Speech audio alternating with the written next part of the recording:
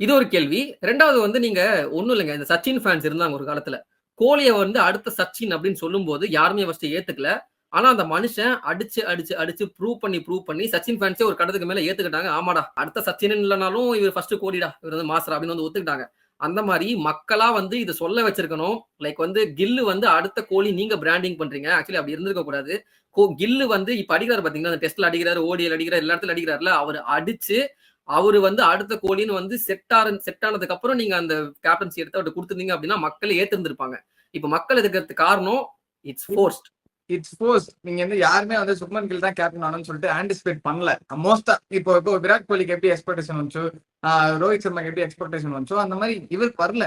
அப்படி வரதுக்கு முன்னாடியே வந்து நீங்க வந்து இவர் 3 ஃபார்மேட்ல உட்கார வச்சு நீங்க இவர் நல்லா பண்ண வச்சு நம்ம வந்து தேத்திடலாம், இவர் ஒரு பிராண்டா ஆக்கலாம் அப்படின்னு நீங்க எடுக்கிற முயற்சி. அவங்க முன்னாடி இந்த பிரசீடிங் வந்து கேப்டன்ஸ்க்கு வந்து ஆல்ரெடி இருந்தாங்க, அது நேச்சுரலா நடந்துச்சு. இதுதான் வந்து ஆர்டிபிஷியலா நீங்க பண்றீங்க அப்படின்னு நாங்க சொல்ல வந்தோம். அண்ட் இவரும் சும்மா கிடையாது.